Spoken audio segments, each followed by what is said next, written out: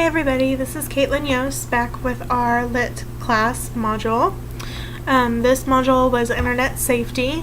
So the first question was using information from the provided resources. Why is Internet safety so important, and what is your role as an educator in teaching Internet safety to your students? Specifically describe how you can teach Internet safety to your future classroom.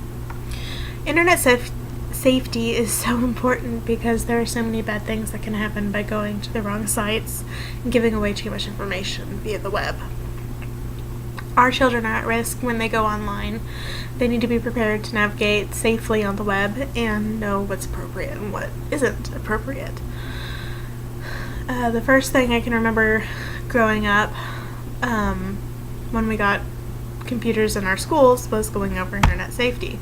It was a big concern for all our teachers. You could just see it because, it was drilled into us. So I would want to be the same way. I would want to teach my kids, students, even my own children, to be safe on the internet because you don't want to lose them. They're too precious. So in my own future classroom, we'll probably be using NetSmart, which is a question a little bit later in the video. And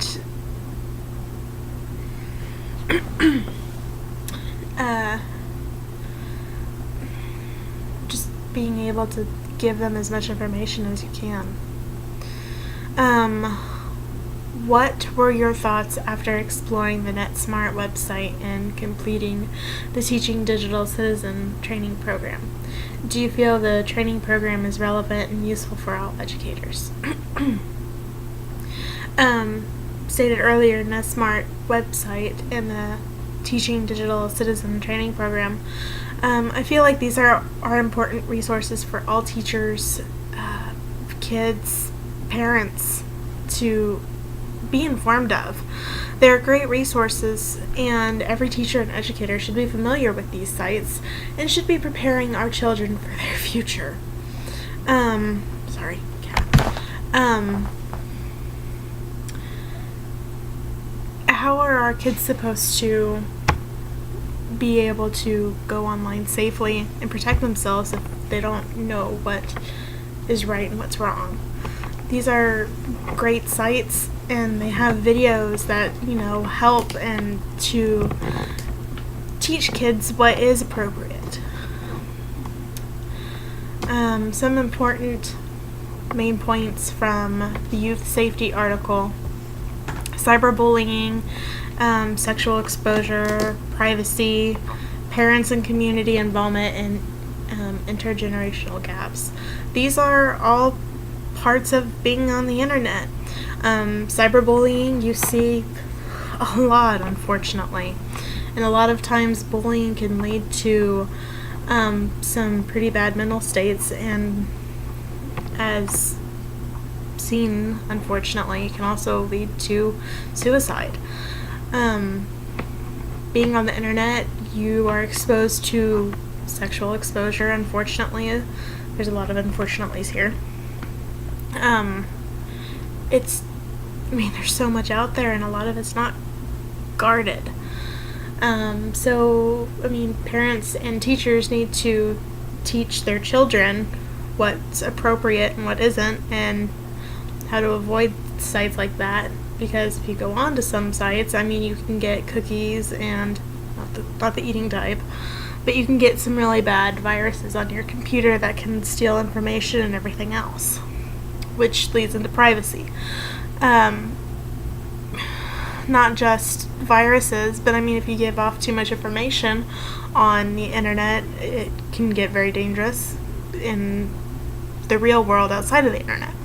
People can find where you live, what you do, your children, if you're older, but it's just a big issue. It's such a big issue. Parents and community involvement. Children are going to, I feel like the more parents kind of cover what they want, children tend to listen to them and follow examples from their parents. So if a parent or a teacher uses a specific like web browser, I feel the children will be more comfortable with that one versus something else. For instance, when we were younger, we just used Internet Explorer. It was the only thing around. But as we grew up, our parents told us that Internet Explorer isn't as safe as others such as Chrome and Firefox. So Firefox is all we use now. They just say it's safer. There's less hackers and viruses. At least that's what we've been told. Generational gaps. I'm sorry, I'm making a lot of flaws. I've got a lot of junk going on from all the viruses going around, so it's kind of still recovering from that. Intergenerational gaps. So, like, the differences between the older adults and the younger generation, what these guys have been told and what these guys actually do and what they've been told as well. So it's kind of like separating that gap. Kind of like, again, with the Internet Explorer and Firefox. I didn't know about that until my parents told me. And then I'm sure there's things that I've told my parents that they didn't know. So it's kind of, feeding information back and forth. Alright, that concludes this module. Thanks, guys.